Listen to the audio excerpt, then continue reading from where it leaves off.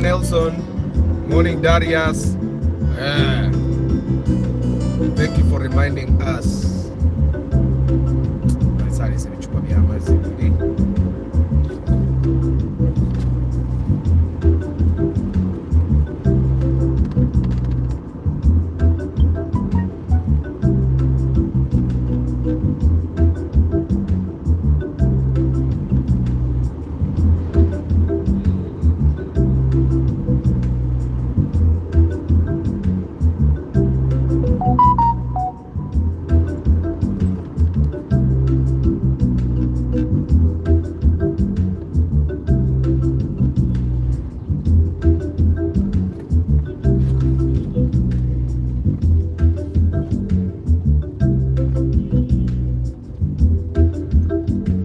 Morning 360 videos.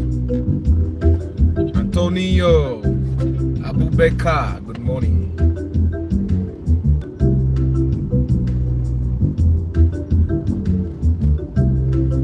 Andrew, morning.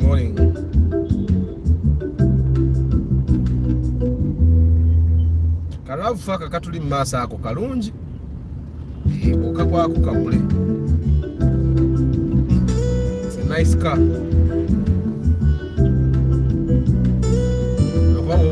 Waranganze beera ng'olina fuel card, otherwise kaba kajja kunywa okusinga Corolla eno. It's a nice car generally. It's comfortable. It's an SUV for you guys that like SUVs.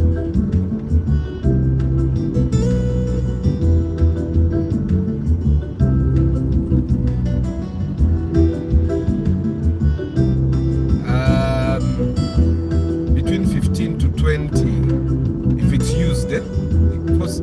Now that model is no longer in the bond, so you have to buy it used. Zilimu UAX, but it has the same engine with the newer Volkswagen. But it's not a bad engine. But it's not really that bad. Yeah.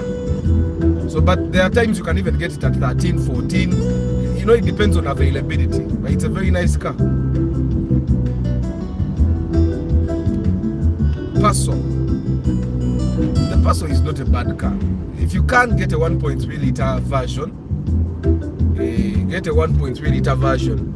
Togura 1 liter version. The 1 liter version, it's not a bad car. If you drive it carefully, you can make it last. I have a neighbor that lives near me. Because that neighbor means living near you. One of my neighbors drives a Paso, and I think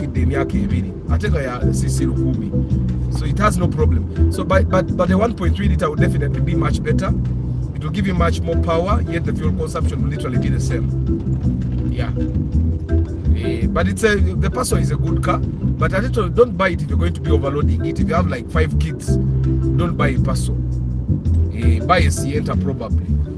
But if you have 1, 2 kids and your wife or your husband, you guys are good to go. Tell me about Toyota Oppa and how much can I get it used. The Toyota Oppa has the same engine as the Primo new model. Yes, it will be 1.8 liter. All of them are 1.8 liters. I've never seen a 1.5 liter Oppa. It's a comfortable car, by the way. And there are people that have put big tires, which makes it even look more manly, almost SUV-ish. You get it? It's a nice car. It shares spares with the Primo. So maintaining it is not that hard, but it has no resale value. Though if you want to buy it, it's a little pricey because they are not common in the market. You'll buy it at a starting price will be probably 8, but it depends on availability again. They are not so common, and you know it comes with you. It comes with you knowing where that thing is. It comes with you knowing where that car is. If you know where it is, there are chances you can even get it at 7. I don't know if I'm clear. But if you don't know where it is, they are priced between 10 to 15. Yeah. I want to buy a bit new shape. But if it's used the 15 or so, because right now Morokas are really tricky these days. They're very tricky. The price is quite unpredictable because it goes up and down, up and down, up and down. Yeah, but the new model Vits, some of them have CVT. You need to know. but you can get it at 15, 16, because the new one in the bond could probably be 21. So if you have 15 million, why don't you just go and get one on credit? Pakubanje million inga mukaga. Instead of buying a used one at 15, go to the bond and pay the 15, pakubanje million mukaga. Just see ngofunga chipia. Yeah, because most of those bits used, even they will tell you even a USZ is 15 million. You get it? It doesn't make sense if you can buy a new one at 21. At least Olinda kono always setting at 19. Never kubanja million inga satu. I don't know if I make sense. The Nissan Wingroad, I've seen it fail electronics. You know, even the gearbox of the Nissan Wingroad is electronic. So I've seen someone go to the garage like multiple times.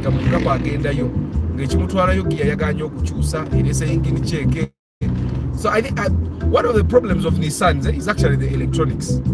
If you get one with an ordinary engine, you're good to go. But if you get one that has a lot of electronics, so personally, I would discourage anyone from buying a Nissan. Instead of the Wingroad, you can get the Oppa, you can get the Fielder. There are plenty of cars that you can get instead of the Wingroad. You get the Wish, which take it, right? Wingroad, the fact is Nissans are going to disturb you. They are not bad cars, but they are going to disturb you, whether you like it or not. They are going to disturb you. So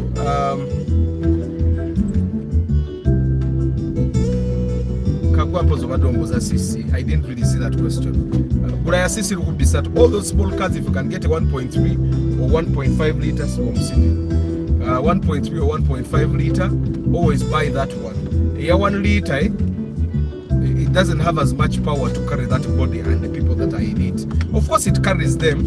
Yet, if you have a 1.3 or 1.5 liter, it will outlive most of your expectations. Yeah. So 360 videos. I don't know, if you already have the Nissan Wingroad, just try to service it on time. Don't give it out to anyone. Then use the same mechanic. If you already have it, then we have nothing to do. If you already have it, we have nothing to do. But if you don't have it as yet, avoid buying it, my dear. Nissans, generally Nissans, they are not bad cars. It's just that keeping them on the road. Man, how many Nissan garages have you seen?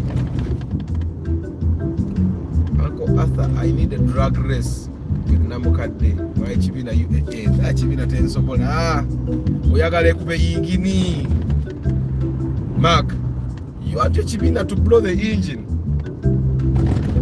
Because the engine will blow. Namukade alone, this guy is it's exotic. See, I think it's the word I can use. After what about do it? I know now I could do it. Abu Baker. Duet is a weight loss program. If you want to lose weight, buy a Duet. Whoa. But wait again, most of the Duets that are on the road, most of them, the paint is faded. Why do you think it's faded? Parking for long periods of times. Hey. And how many Duets do you even see on the road anymore? None. I think in the past like 4 months, Nakaraba Duet, Yamate Arie Gubi body. Gangereka die parking ze emyezi nga musanvu gateva mu kifo. Finally nafuna makanika agitetenkanya neva mu kifo. Okitegeera. And then he was even cleaning that way. We can motoka erudde mu garage. Don't buy the Duet, buy the Vitz. And the Duet is a Toyota surprisingly, but don't buy it. Good morning, Chairman Zach. Wakuza Matara Zach. Which car can I buy less than 5 million and resell it 2 months after learning how to drive? I won't drive. I want a temporary car. And now, Martha, instead of buying a car at 5 million, yeah, if you're going to drive it in 2 months, why don't you just rent a car? You'll spend less. Spend less money, you'll drive a much more comfortable car. You can find people that can lend you their car at like 1 million a month. Chiteke is in 2 months, you'll spend 2 million. Ochiteke, togula motoka less than 5 million. Ogenda kubona abona oveka parango okozi. I'm telling you. Olaba cars that are bought less than 5 million. Oinachikula kugenda kubeera nayo. You fix over time. I don't know if you get what I'm saying. Now for a person that is coming on holiday in Kampala, I wouldn't want you to come and suffer. Obenga zoko kusala amasafu. Odeyo kumulimba kubuze mother what happened. Wagambe people, I bought a car. I bought a car.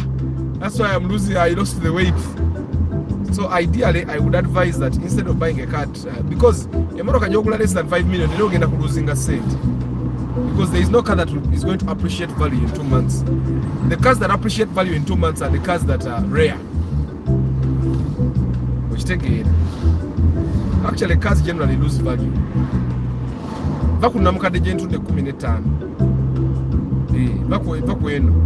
Most cars actually lose value. Even the cars you buy from the bond, they will lose value. So kakati cheating is if you buy a car at like 4 million, 5 million, reach a time to resell it, will lose like 1 million. So instead of losing 1 million, why don't you just rent a car? You can rent a car at 250,000 a week.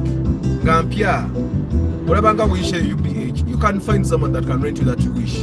No more mitwalo nabiri okamuwa bugumu wa sente za awamu. Milioni 4 mitwalo nkaga, nwa yana kwa mitwalo chinana. Mwezi, kwata milioni 4 mitwalo nkaga ampe moto. Of course they'll have a tracking device in that car. But no problem, that's for them to protect themselves. Which take it. Either you make sure you tell them, put a tracking device in your car. Sagara bajib bombele. Bajib you know. So don't rent a car from someone that has no tracker in their car. Ajaku jai mwenjini ajibe. Which take it. Atakusungu baku beke moroka yangi jisasu. So but renting a car for people that come for holiday 1 month, 2 weeks, renting a car is definitely much better.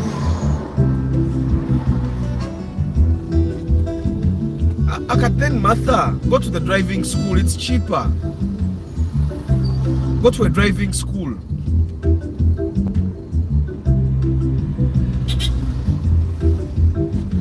Go to a driving school, Martha.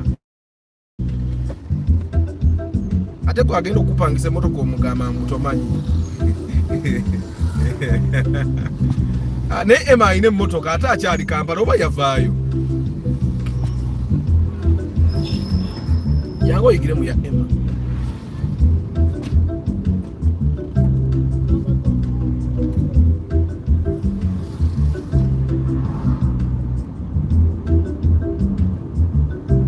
Webalamu Antonio neba ansobola.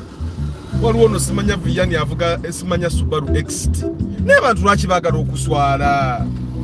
Oleta Subaru XT ku Corolla biri kumu na mukadde. The experience this car has on the road, you can't bring a car like Subaru. You just get ashamed.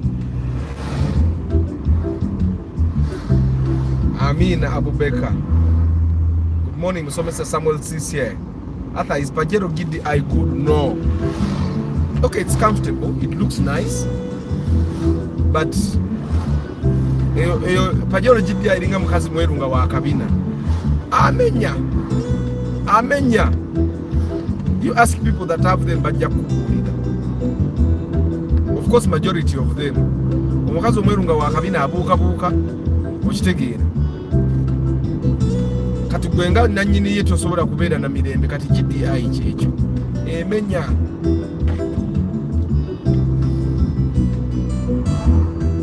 But mother, I wouldn't actually advise you to buy a car. Oba ogenda beera mu myezi ebiri ejja kusala nnyo ejja kusala nnyo. Ejja kusala. I would advise that you first go to the driving school. Ogomwezi ogusooka kumayire mu driving school. Okitegeera. Because omuntu ali passionate about a car, in like 2 weeks oba okazizza. When I was learning, I drove chali wangu wa taxi yanjigiriza emirundi 3 nengera n'emmotoka anti wange. Nenjivuga ku bypass ebiseera nga northern bypass tenagwa na kugwanda. I drove it. Bebivenako and it was manual. Nganjizemu emirundi 3 gyokka. So I'm thinking 2 weeks are enough for you in the driving school. Oyige biwetaaga okuyiga.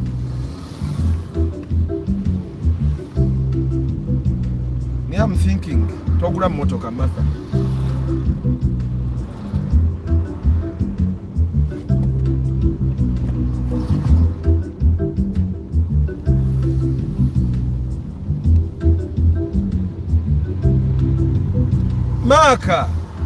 Maka gotomanyi enemonoka Corolla gyoyogerako togimanyi.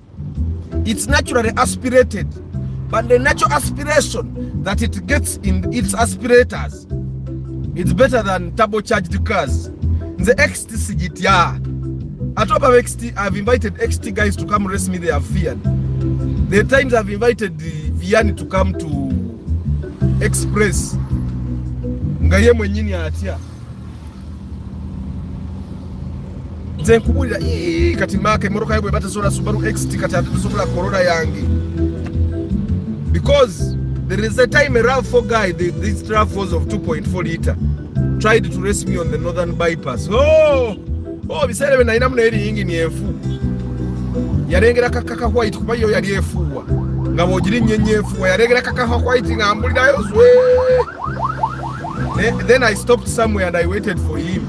And then he stopped and asked, "You man, what engine is in that car?" I told him 1.5 liter, naturally aspirated. And he said, "But your car is fast." And I said, "Run to buy cars." And then he went away. But Mark, don't be scared of Subaru X. But if you're scared of Subaru X, then don't dare my car. This car is You see me driving it not like this. I'm just being law abiding. And I'm enjoying my ride as I enjoy my live broadcast.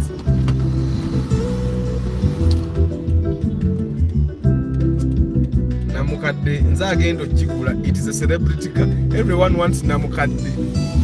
Namukadde mujilekero eno namukadde nze njagala omuntu anesima moteka sente ngaziwera sagala bya kujja nkuwangulire bwerere njagala nkuwangule ngende nsooke ndye baka abane agala nnyo KFC ntwale abane ku KFC okiraba sigenda kuwangulira bwerere.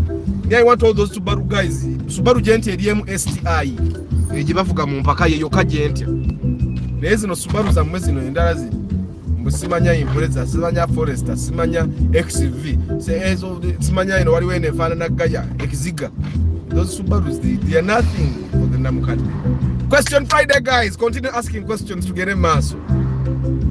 Good morning Council Patrick Buke de Harrison Paul, how are you? Adobuze Chris Da Vinci, how are you today? Good morning Arthur. Is it true Vitz zifanyo yingine ante chita? The reason why Vitz engine die, it's because you people overload those cars. Chenkugambi, if you're going to be buying a Vitz, buy a 1.3 liter or a 1.5 liter. But you see the issue is people buy 1 liter Vitz and they load them like the 1.3 or 1.5. If possible, buy 1.5 liter Vitz, the body will be small on the engine. Era bwe fa bw'ogulanga Vitz engine yo nefa tozaamu kayingini kali akabi. Gula engine 1.3 or 1.5 gy'obozaamu. Of course there are things that will change a little there, but it's okay. Give your car more power. It's not easy to rent a car in Kampala because those guys say we don't know you. Duet and Paso are from Daihatsu company, rebranded as Toyota. But the Paso is more reliable. I think because the Paso is over VVTi. But the Duet, Chisiran, even the Rush is Daihatsu. Even Paso Sete is Daihatsu. Even Ractis is Daihatsu. I'm still waiting to see what becomes of those cars in the next 2 to 3 years, because then outujatandisa okulaba ku bizibu byazo kati zonna ezisinga zikyali mpya. After talk about Honda Fit for a starter, man, these days I'm learning to drive. Ate man yosisobola bulawa bujulu. I'm a lover of car. Honda Fit is actually Hondas are reliable cars. It so happens that the spare is rare. Kyekizibu kyokka. Spare ajja kutawanyamu. Nti era abamuyina bamuseera. That's the only problem, Peace Joseph. But Honda cars are, and then ate Honda ya mani yeyinza okutawanyamu because clutch bwekuggwako clutch ogenda gigulawa. Of course clutch kati bazookyako jja gitwala bagyokyeko. pressure nazo bazi reversing. So I'm thinking maybe you won't have some trouble. But just understand the spare for Hondas, for cars that are not Toyotas. Spares are not easy to find. But Hondas are reliable cars. Nadala you got it from someone that was looking after it very well. You'd actually enjoy it. Mark, go for this car. Actually, the Go 4 is a good car. Those cars have gearbox issues. If you can buy manual, you would enjoy it a little more. But all Golfs have problems with their fuel pumps. And then fuel pumps are very expensive. 300,000. Which take it. 300,000, 350K. Which take it. So they are pretty expensive. But also you need to understand that for you to buy a Golf, waprimote musiseko mulowooza lwaki munywa amafuta g'omutwalo.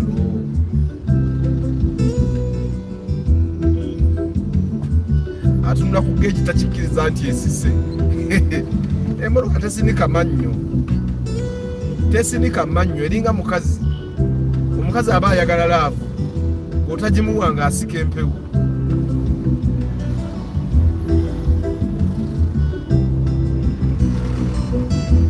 Golf ezo. We have driven from Matuga, now we are in Maganjo. How many Golfs have you seen on the road? Do you think it's accidental? Do you think it's accidental? Do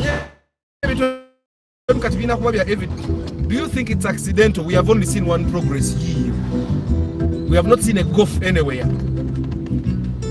Even Emoroka Zaba bedete tunaba kuturage nemu. Tunaberandi Cruisers. Hey, Progress yokubiri hii.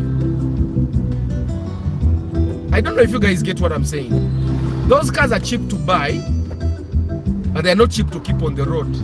If you ever even keep it on the road, sometimes you may fail to keep it on the road. Watch the gate.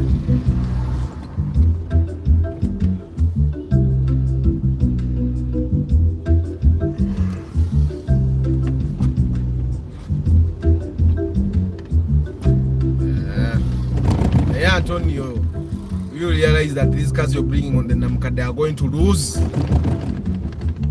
Obato bagaliza. Oyagala banno baswale. Vianney adeyo ne Subaru yenge swadde. Vianney ajja kugwamu amaanyi alekera onovugiramu S. Ngawulira ekimotoka kimutamye nga ayagala kugula Corolla. Isaac, go for Boboso Jewale, my brother. Because it's not accidental that we have driven from Matuga and we have not seen a Volkswagen anywhere. We have not even seen a Mercedes-Benz. Yet Mercedes-Benz is much more reliable than... I know people that drive Mercedes-Benz on this road. But we have not seen a Mercedes-Benz on this road. Have we? Of course not.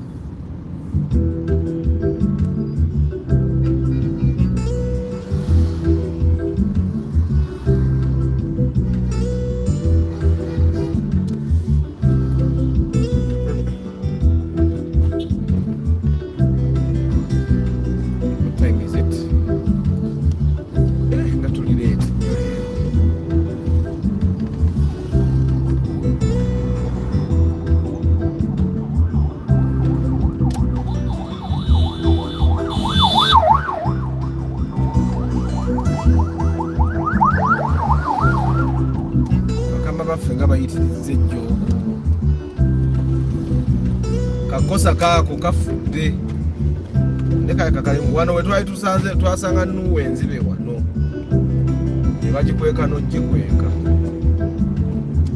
kati namukadde ngenda balagira wano capability mululaba olwo olusozi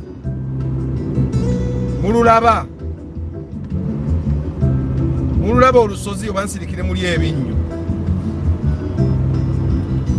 kati mundeetere Subaru XT zamu eyo namba 4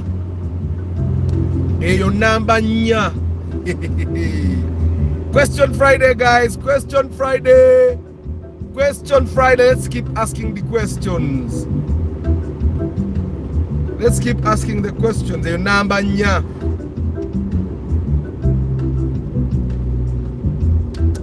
bano bakera kola duyiro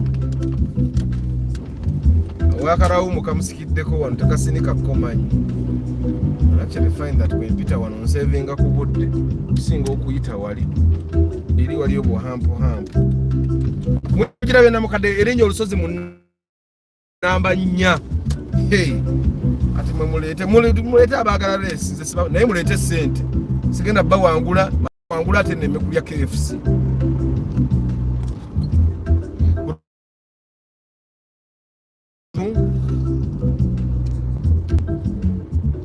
nange bwe ngamba Antoni agende mu Emma Martha, if you have 2 months then you don't have time to spend in driving school. Just rent a car. Unayingira ku yamani zaka omuntu ayigo bizo okurentinga emotoka nga bajjaji musasuza asoke mu driving school weeks nga 2. Is it true? Yeah, UBP is there now. There are over 300 vehicles now in UBP. Dr. Arthur, with that Honda information, I'm bringing my Civic Type R. Ejirete, you bring Honda is actually reliable. It's just that Gwebera Jikulengo Chimanyi, that maintenance is going to be a little more expensive. Orumo jakunonya kuspare kulo jiparking emuko. Uchitegeera. Then omu importing. So ideally if you're going to be driving a rare car, have a second car as well. Uchitegeera. Amin and Sanji Phone Solution, thank you for being here. I'm a fan of Golfs. I know they have issues, but the good thing is that you know they have their issues. If you're a fan, you really like them, buy. Like me, I'm a fan of Mercedes-Benz. But now logic wins. The logic says where I live, yavuga Mercedes-Benz, yavuga Spacio. Okitegera kube wafe wajjayo abantu abajjanga nga beeyagala. Abazivugeze emmotoka naye kati bazivaako ffenna tuvuga Toyota. Bw'oba obeera kumpi n'ekibuga Golf gigule. Bw'oba obeera walamu, buy the Golf but also buy Toyotas to supplement. Nti Golf bwe kusumbuwa, you don't lose to park it. Okitegeera. Why is it that if a broker is your brother, he will still want you to buy a car expensively, even if you promise him commission? Because the love of money is the root cause of all evil. Icho sichimaze jombwe. Icho nchimaze. You know, in my experience trying to work with family or give family jobs or gigs, I've realized that it's not by accident that some rich people have apartments that are built by strangers when their brothers are actually builders and engineers. It's not by accident. Me, I've learned the hard way. So I'm not discouraging you from dealing with your brother, but I'm just saying, me, I gave up trying to give business to family. I gave up. I work with family. I work with some of my cousins, but for them, it's clear. You misbehave, kugoba sagara kajanja. Sikuwa mulimu because I'm related to you. Mulimu kuwa because you can do what I want you to do. And you need to understand there are plenty of people that will do what you do now for even less money. So do what you do. Sikumanyi.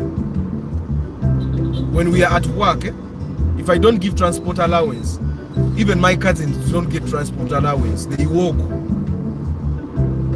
Because I did not get to where I was by getting favors, because I've never worked with family. And even the family I tried to work with, I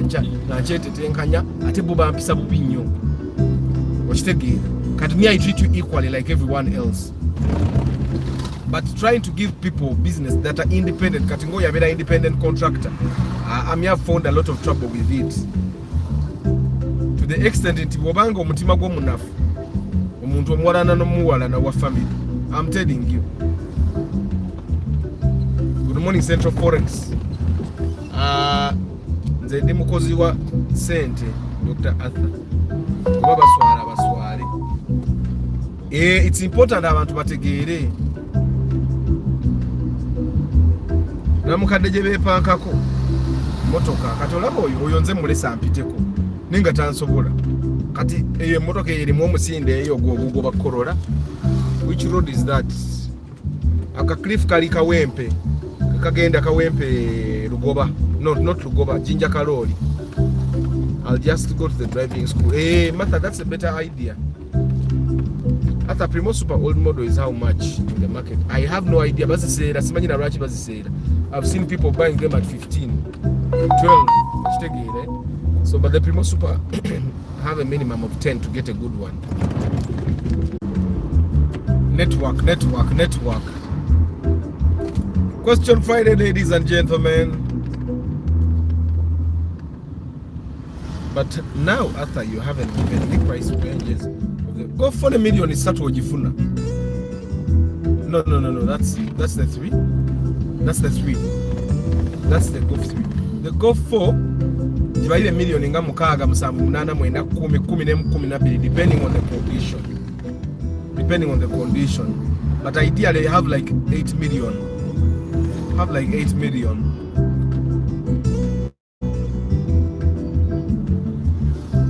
Have like 8 million.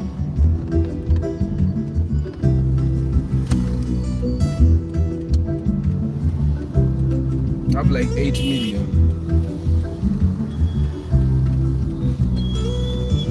And I go for Zifagia Baba. I wish you could get a manual, because manual kare ko. Then they go for one of the biggest issues is the gearbox, man. Is the gearbox.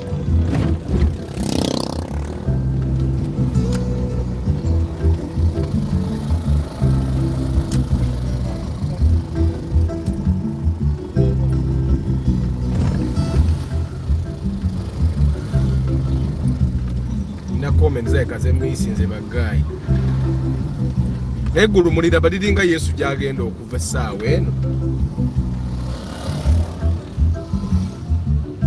Omukazi naye ati confusinga eri waliyo ababoda ye atazze makati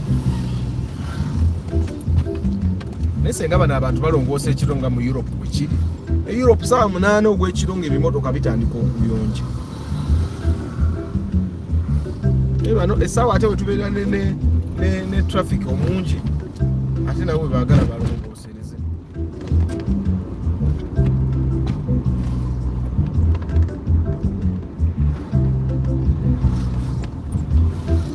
Wendeeko wano omusana gunkubyemu.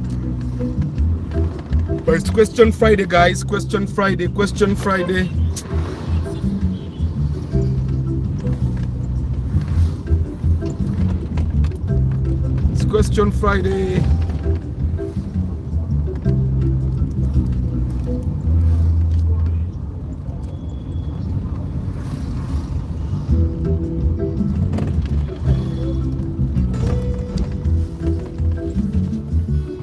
Sida musalawo.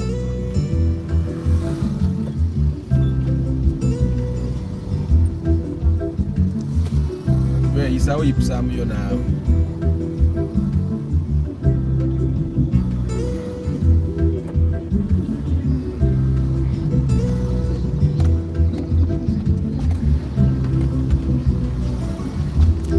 Where can I make money with a drone using it for tourism, hire or taxi long route? I don't know. If you want to use it for tourism, you have to partner with a tour company. My partnerships, you partner with the tour company. I have my drone, I'm the driver, which take it, right? Of course, buying Zokubuza, can you take people on guided tours? Because Obato Sobola then, in a way that makes it hard for a company to give you jobs. But I'm thinking you can partner with a tour company, either Nojibawa, Bonebakuwanga Sente, which take it.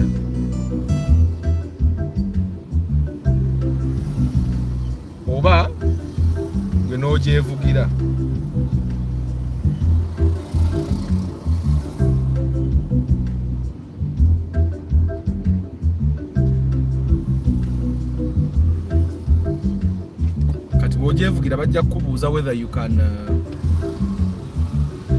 Whether you can give guided tours.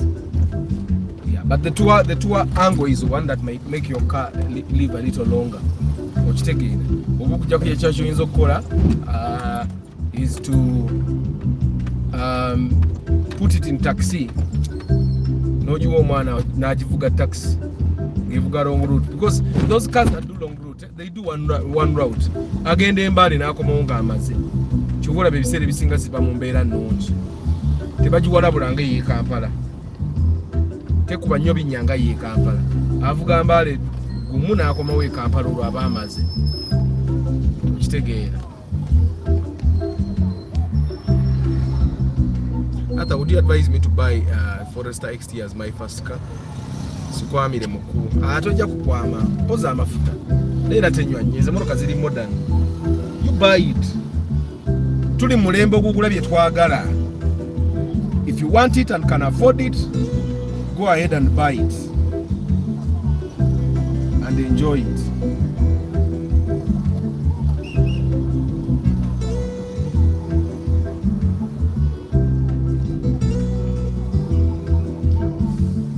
Arthur, I'm a Primo diehard.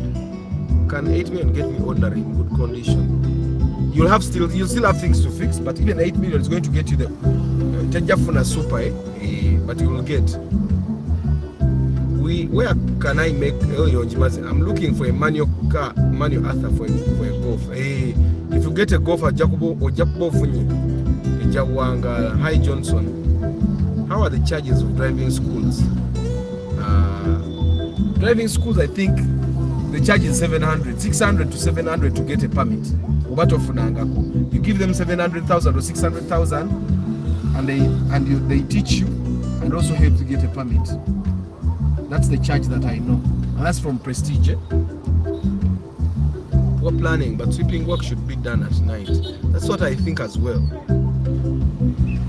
Arthur, advice about Primo new model, about 1.5 liter, 1.8 liter in terms of car lasting, because I hear the body is big. Johnson, first of all, the difference in fuel will be very minimal. The difference in fuel consumption will be very minimal. Why? Because the body is the same. So the body is actually heavy for the 1.5 liter, yet the 1.8 liter can manage the body properly. So if you're going to buy a Primo, I'd advise that you get a 1.8 liter, because the 1.5 liter, the engine might die soon. It engine is fire engine. So buy 1.8 liter, ukizente moroko guze ya babede. Nenga na mafuta dasige manja agali yawo. Just learn how to drive your car. In 1,500 revs awo, tosuka 2,000 revs ojja kweyagala.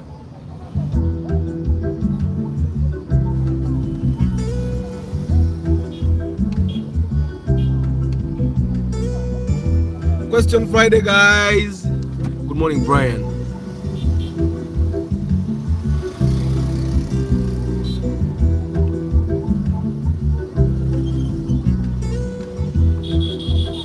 Nissan 370Z. How is the maintenance of Jeep compared to a Benz? Buy a Benz, Jeep Jireke. At least with the Benz, there are other cars that look like it. So because there are other cars that look like it, even the people that import spare parts will import spare parts for your Benz. But how many Jeeps have you seen on the road in the past 2 days?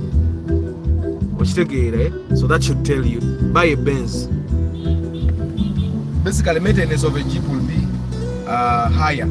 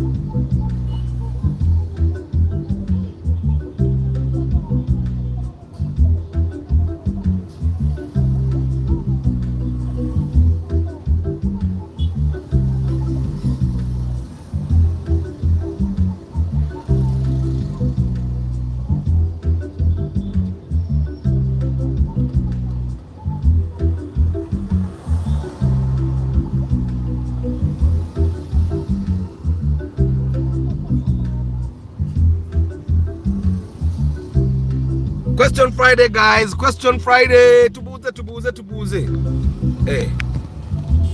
Samsung ebugumye. Kumachakuno nga Samsung azino akanyanja. Kitashye kitadde kireka traffic yakoze eki. Yakoze gwe bakola omulungi.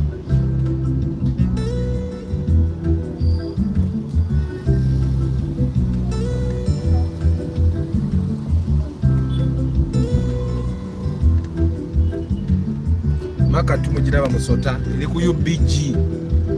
Kati yewooma mu ndomu. Ho.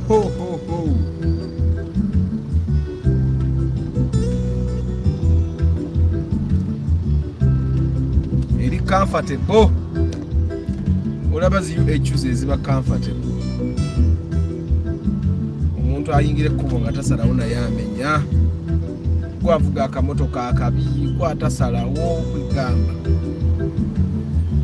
Kano ka plats tekandabikirangako bulungi n'olunaku n'olumu. Sijja balinga. Tekandabikirangako bulungi n'akatono.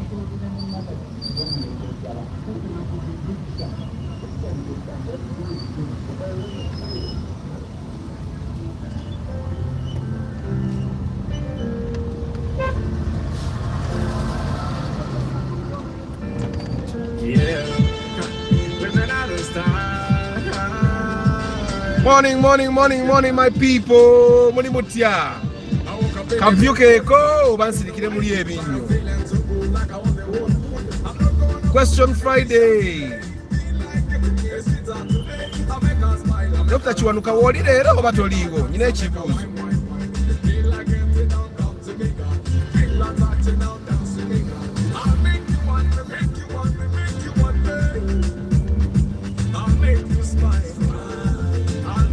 Oyo yatunze ennyumba n'agula emmotoka mugwagwa yeetaaga kukuba miggo. Ye mazima. If you sell your house to buy a car, you've been needing to be kind serious. Wayetaaga kukuba emiggo n'ojuwira ku kugomba. That's stupidity. Like I love cars, but there are extents I would not get to.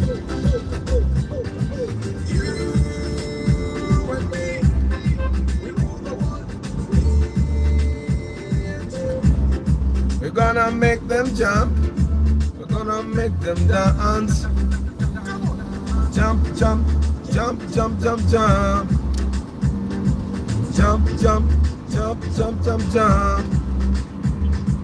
Ba-da-ba-ba-ba. Ba-da-ba-ba-ba.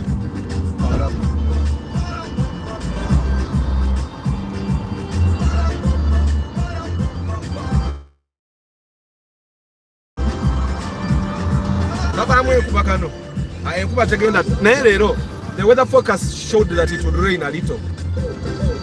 Wiki ejja mwengenda okushootingira enkuba baada ze tegenda kutonya n'akamu. Munteremu essaala.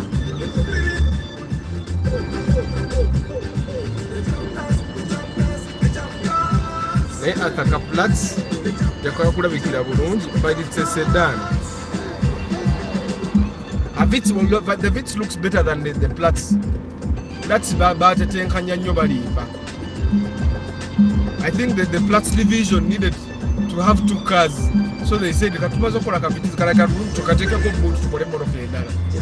Abatetenkanya nnyo balimba. Doesn't look good.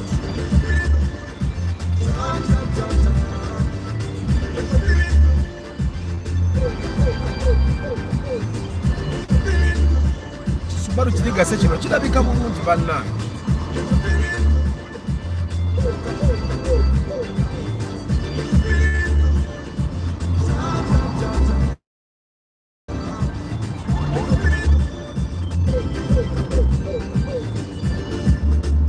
Ani atulemesa okulumba ebbala.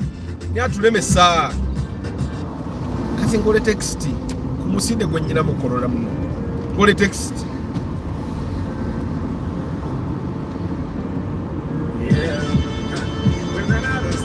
No, you don't. Chairman Zach, you don't. It stays the same color. Because in your logbook, for example, it doesn't say dark silver. it says silver. It doesn't say okujako. There are instances where they write pearl white, so you actually need to have pearl white. But it's pearl white. If it's pearl white and it's just a little lighter, it's still okay. You don't need to go to URA. It's just that if your car was white and then they make it pink, then you need to either spray or go to URA. Because then that's a different car.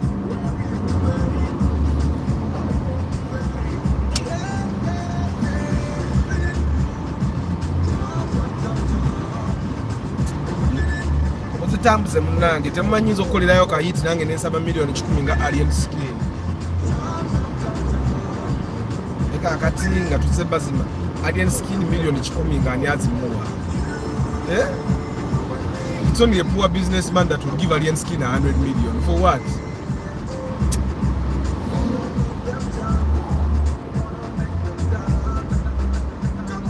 Alien skin is not worth 100 million. He's not.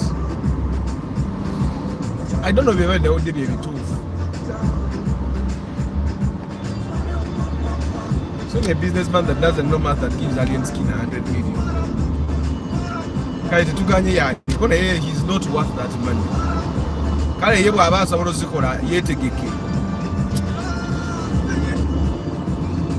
What's the difference between saloon and sedan? Saloon and sedan are just different names that are used in different countries. In the UK, they call him saloon, and then in the US they call it sedan. Check it. I don't know why the UK people call it saloon.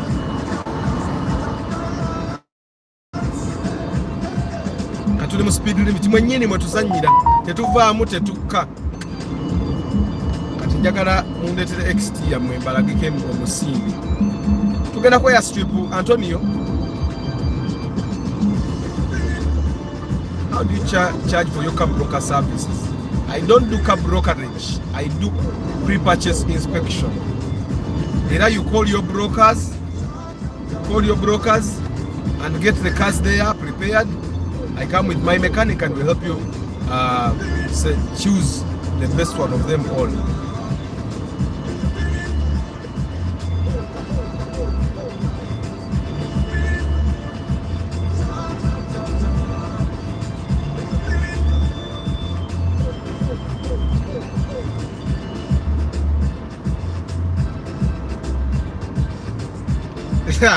Jeke ebyokudala nga si birungi taata muntadde ku cruise control zine moroka za fenka dezina cruise control abana bakubba kitala nakiyitamu kati fa befula bali civilized tuyimira ku bitala etimira ku zebra crossing mulimu abatagala mmanya.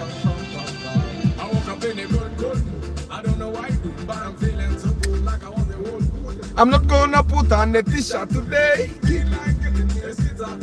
I make a laugh. I make a wine. Down to me, touching me. I'm a bodam balabi. I'll make you smile. I'll make you feel nice. I'll take you to my place where we will play.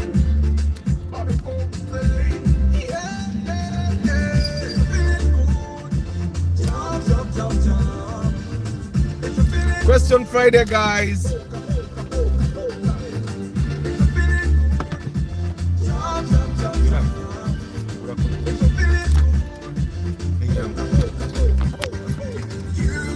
Mundabeko. Muri mutya.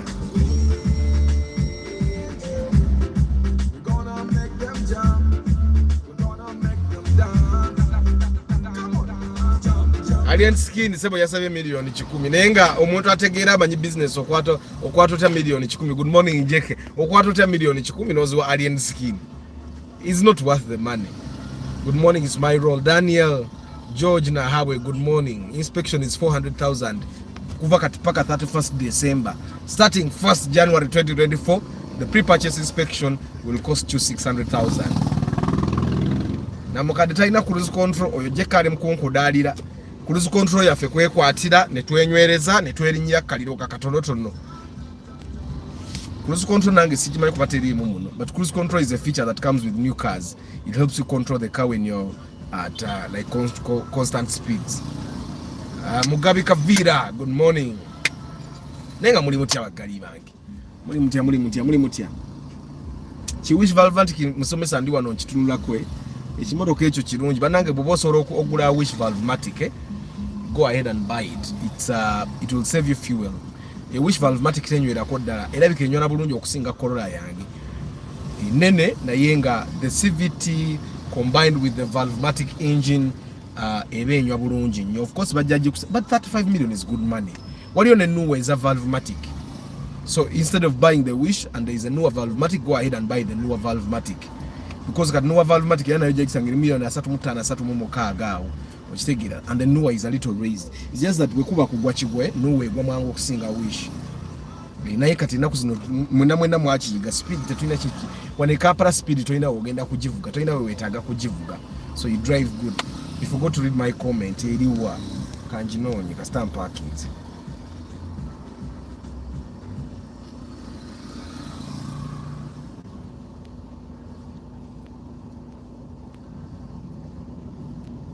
Amazima sijiraba. 11 months ago, waliyo wana Toyota Super Custom. Bana Dawood. I think I have even people here. Nagamba buga Super Custom nalinja agara. Si wana actually I've been telling you guys, instead of buying Super Custom gula chigege.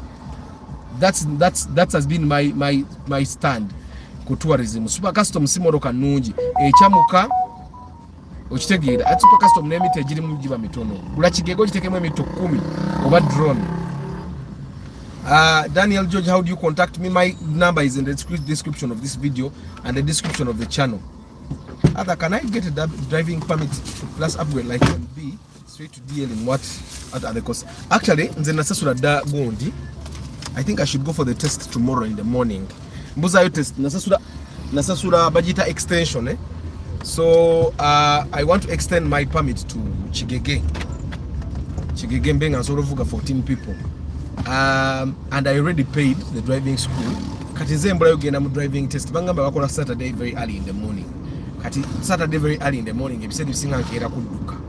Kati mbadde sitera kwagala ku interrupting program yange y'okudduka. Naye kati enkyandabika kankeereyo ngende nkole test eyo kuba yebeebulayo then ngende bampe permit yange empya nga kati nzikizibwa ovuga abantu 14. Ekyo omusajja yena ekikuya why you put those class extensions is that so that when life is tough, you have a fallback position.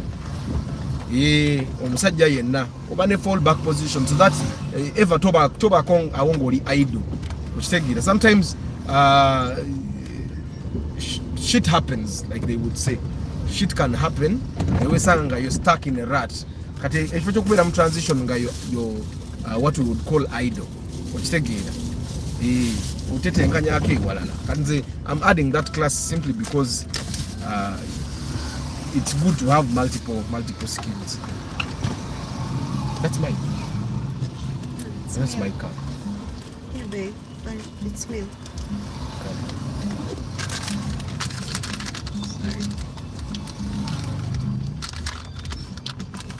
Would you advise people to learn to do oil changes by themselves? Yeah, if you have the time. Nze chinemeso kola oil changes chidinti I don't have the time.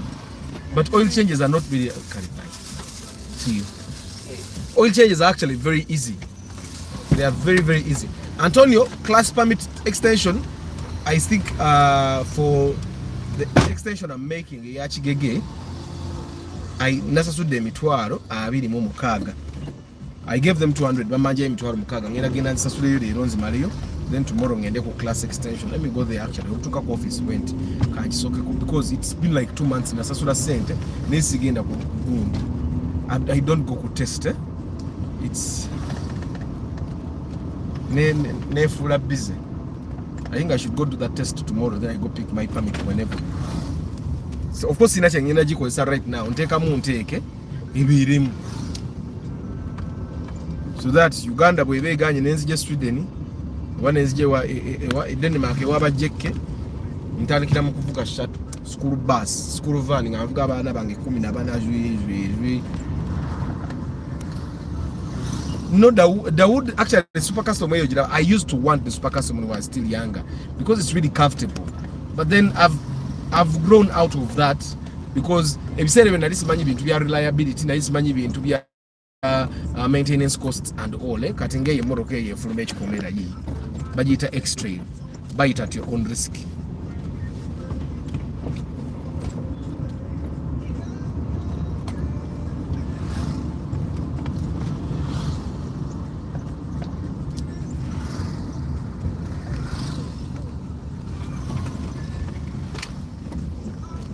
Arthur, please, what's the normal fuel consumption of the Ipsum 3SFE? The 3S engine should take you about 7 kilometers per liter.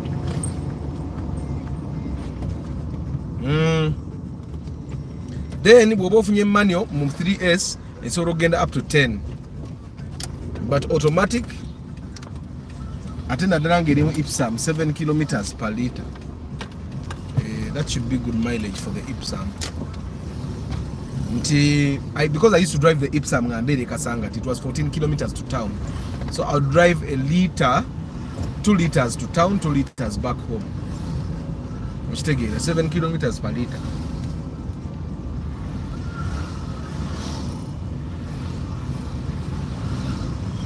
Hey Daniel, you pay for pre-purchase inspection, we go look at your options. There are times that we go to look at your options and it's really good. We just say you buy that car. Shibao. So you call brokers, tell them the car you want and the budget you have. Then you call me up. You book my day. I talk to the mechanic as well, and then we come and look at those cars. So I actually prefer that you line up your own cars. That's normally what I prefer. But when you toka borokazonga sin nunji, then I can help you make some calls and tufune moroke nunji. But I don't want you to think ideally that I'm going to look for a car for you.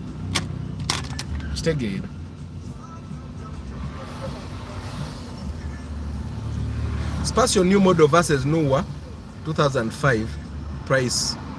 The Spatial old model is a little cheaper. You got a new model. Our newer 2005 is cheaper. I'm telling you, new model. Mujira be Benz. Twakalaba golf maker. Iyo Benz hiyo tujira be ate na ku number ankadde. Ekikulaga nti the Mercedes Benzes are better cars than the Golfs.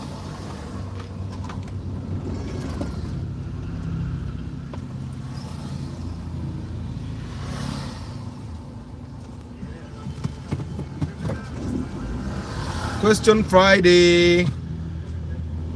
Ekimotoka ekyo nali nkyagala ki Benz. Kiri comfortable no mwe. Ate Benz eyo giraba. Zino Benz empya ze baleeta ezo. Teziri comfortable nga ziri ezasooka. The first generations of Benzes were very, very, very comfortable. You know, ebibuuzo obwedda byessaala. Jeep Cherokee is a good car, but maintenance will be very expensive for you. That's one thing you need to remember.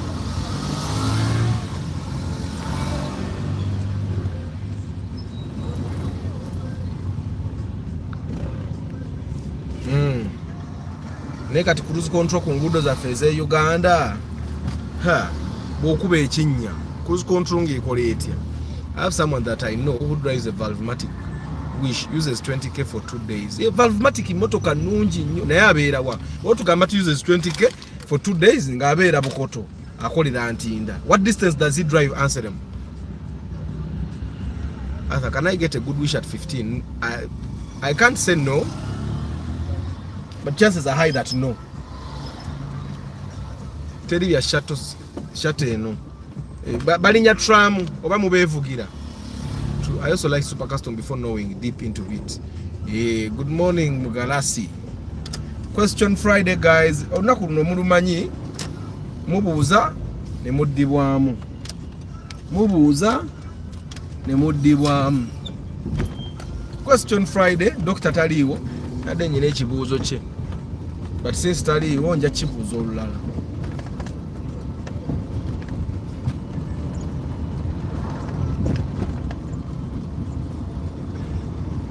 Make a few kalungi. You know my phone is showing that it's using 5G now. That's what it's showing. Utuli ku 5G kati.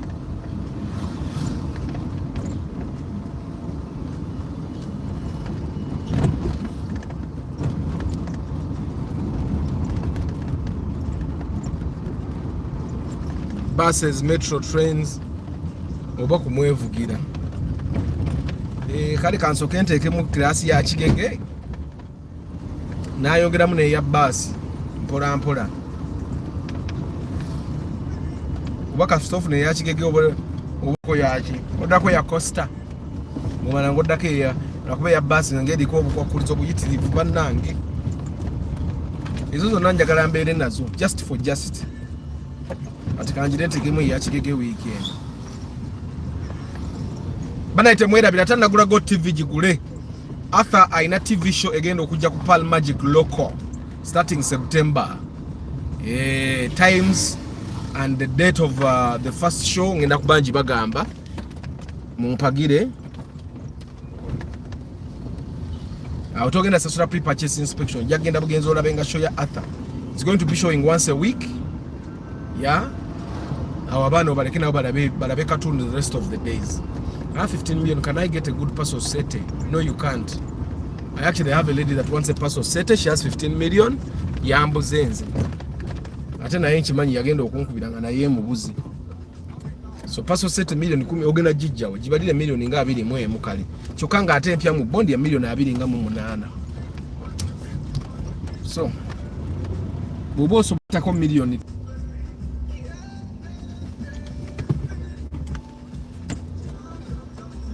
Even simply walking.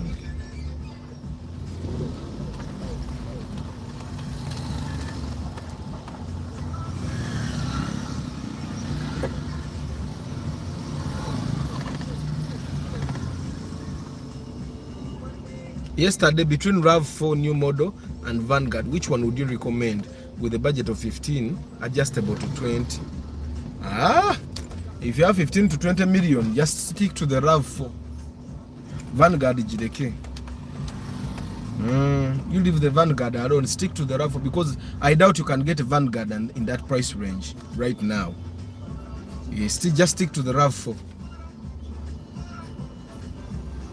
Even the RAV4 katimanya 20 million zikulidde. Kala at least over 18 yawo bwe wati. Zikutte.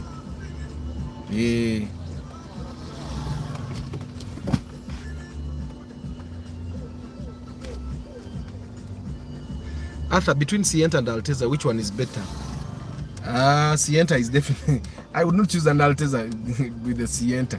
The Alteza is not comfortable at all. The Sienta at least very comfortable. At a Sienta, if you get into the CVT gearbox, then that CVT gearbox at least will save fuel. It's of course VVTI, then CVT, which take it. I think Sienta kaina mo obuto obulaliri emabega, so it can take your kids and other people. So Sienta, for me, Sienta is definitely better than the Alteza. The Alteza looks sporty, but it's not nice. Which as a car, it's not really that nice. Wetaga jigurango jagala nyonga mutufu. Either jagala nyoba nga budget ye kusindise, like how you can have money and you want a UB series car.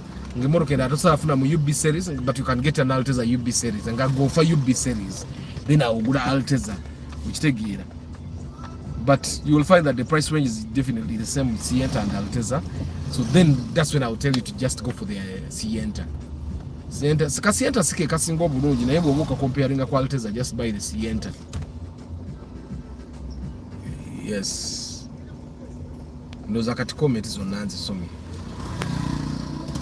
Does Alpha 2005-67 years overheat? You people, let me tell you one thing. There is no car that was created and it overheats. If a car had an overheating problem, that is just like a factory malfunction. If there was a car that overheats and it's a factory malfunction, it would have been recalled. But if a car wasn't recalled for overheating, the overheating is our problem now. I don't know if you get what I'm saying. People don't check water levels. because I'm busy. Nzirayo akasawa 5 nga nkoye nnyo olumu ntuuka nsumagira nga ekinsugaza nga ntunula AC paka waka. Then I wake up very early in the morning and by 6 I'm leaving home. Okitegeera kati leero nvuddeyo saawa emu. Okitegeera. So ideally I wouldn't want you to think that those cars overheat. As a Morocco, it's okay about our Alpha, they overload them. Ekyokubiri, I doubt most of the people that drive Alphas even know how to check water levels in the radiator. I doubt. But that's something you need to do every 2 days at least. I think in Morocco I've not seen the dashboard clock of the Alpha. In Morocco temperature. By the time you see that it's overheating, it has overheated. In the Morocco yanga kalimi kali nnyo kalaba. So there is no way it's going to overheat nga wendi. Naye Alpha can overheat without you knowing. So no, it doesn't have overheating issues. The overheating is a problem of the owner. Okitegeera.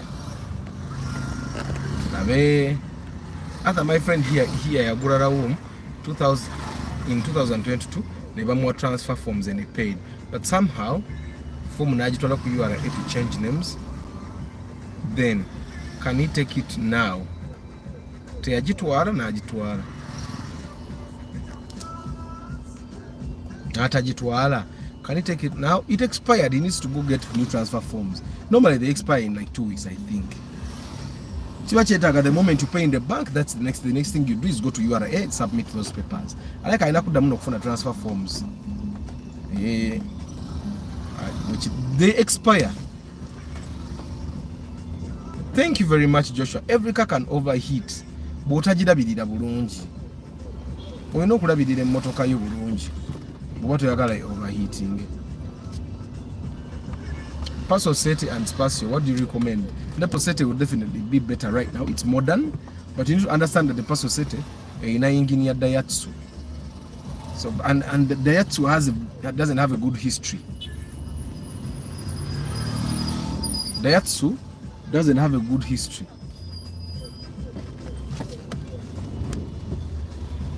Daihatsu doesn't have a good history. In my books at least.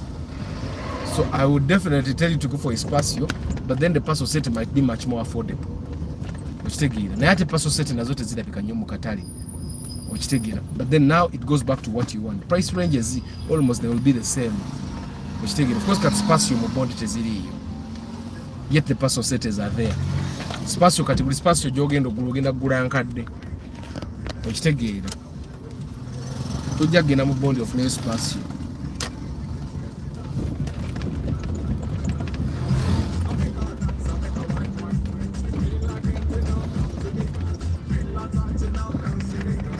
What budget should one prepare for the Blue Primo? That one, Ejivaita sea light. I even promised to show you guys that one. That Primo Jivaita sea light. It even has a zigzag gear lever. Sea light. Ibaya beimu.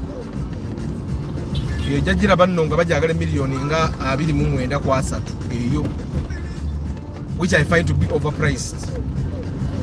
Sea light ne bwebiranga eri USZ jajisanga mu millioni 24. Okitegeera. Those sea light baziseera. Baziseera. I don't know why baziseera. I find that they are just regular cars. It is under them until they shape. Ekyo nno kye badescribing era eyasi milioni 29 kwa 3 eyo gyolaba,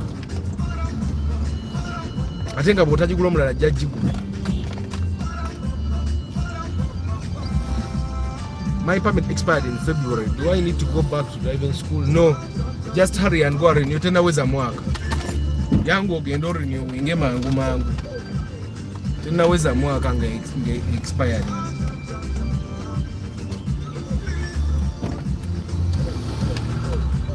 You people be careful about automatic fan. Some mechanics they fix in a bad way. We have clockwise and anti-clockwise. Yes. Joshua kiraka kyakutuuseeko. It happened to me before when nali nvuga golf. Omwana fani yagissaako obulala. Nendowooza emmotoka ekyamuka. Kumbe fani baagitaddeko mubi. Nagala bagitereza kamukofu kange ne katereera.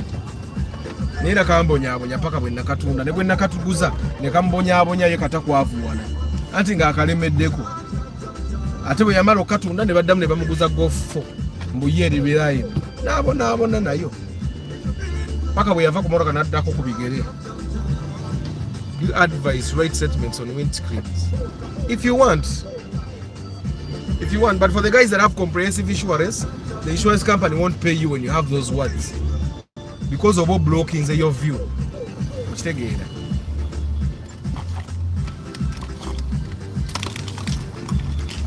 What blocking the view yo?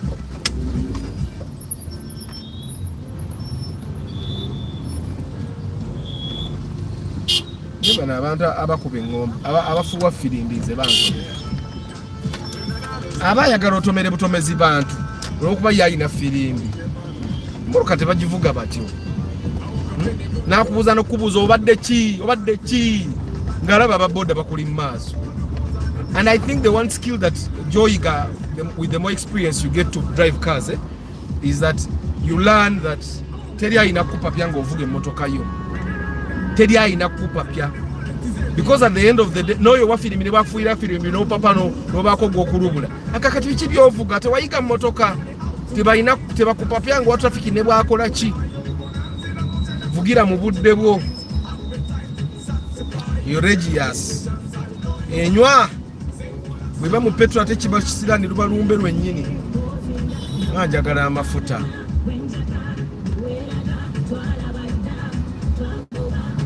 Njagala amafuta.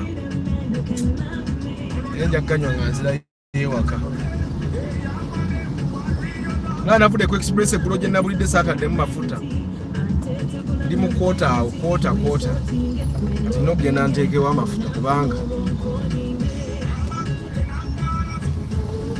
Mugambe waletie zitowa wasaba hari ya tota flow. Mugambe waletie zitowa no matter what she asked don't let her go. Bana bademu bagala alina do. Bagai muri mutia question Friday. Sawa za fendo za deko dabagai. Girl, you got me feeling hard on Sabalaza, I'm feeling like that. Yango twala butwazi nkuwa buwipolinga tadde mu chupa. Agala muziki love said they play your mind. Bawala bateka kanyebwa basubira nyama bakwasa mapera. Turage are many nowadays. Are they good cars? If you want to drive a car that looks like a Touareg, go buy an ML. Buy a Mercedes-Benz ML. That would be my advice. Daniel Ranga had a Touareg ngemutawanya. Kuba Touareg Touareg. Jeke gwali Denmark ababyogera batya.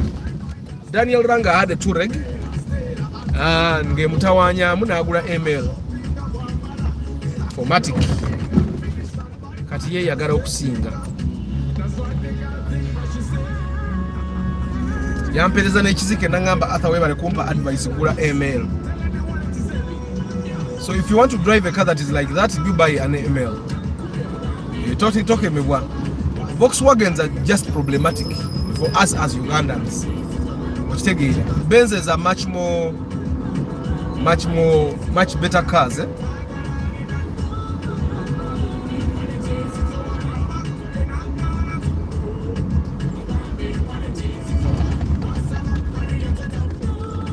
Question Friday.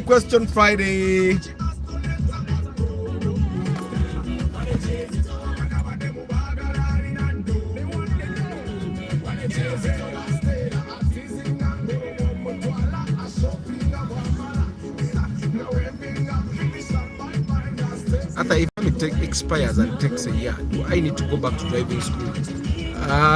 After a year, yes.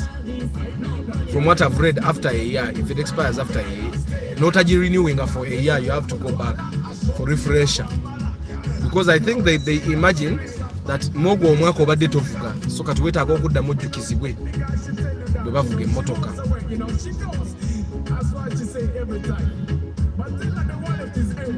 Kamba siibule mwe baggayi waliwo yabadde ankubira essimu ate essimu eri important. I want to call him back.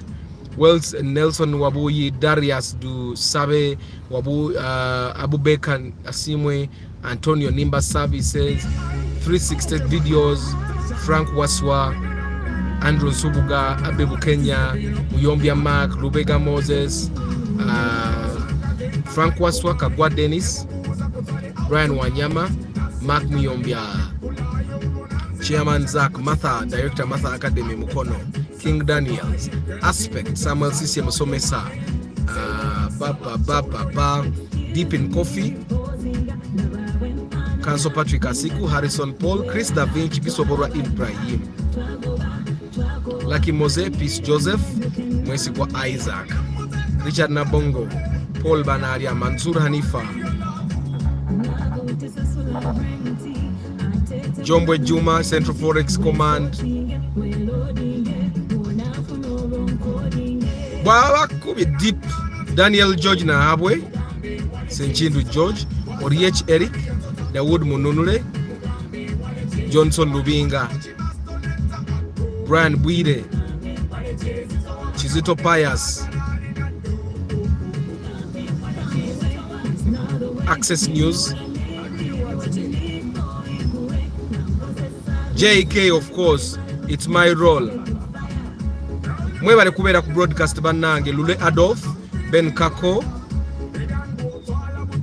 Seth Kagaba, how are you my bro? Oboze Nyonyo, Anselm Isaac, Jonah Kiki,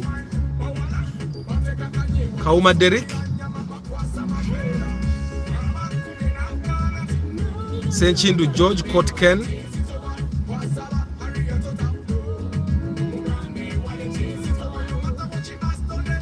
Sanje Phone Solutions. Can we still get Spasio? You can't get Spasio foreign used. Tezidium bond. What causes a car to be sluggish when starting from a cold start, but gets better when you waliwo cold start switch era mu motoka zaffe zinempya engine check. Weba sinungi bulungi, it can do that. Then even the plugs, if the plugs are bad, they can also do that. Then also if the fuel pump is bad, it can also do that. There are a number of things that can cause that that kind of loss of power at the beginning of a journey. Still one day I have to own an Alteza. Alteza is not a bad Kamaro Kaka. Si kabinyo, but it's not the best car. Is it true that in the bond colors of Kaungo vary in price? Yes, the black cars are cheaper. The black cars are cheaper than white and silver. Sina muz Kaundo moka. With generally all cars, black cars are cheaper because majority of the time nobody wants a black car, and because the Morocco black yerete bugu mwe Mavoga Center morning banange basibude mukama abankumire kankube ku masimu. Ciao.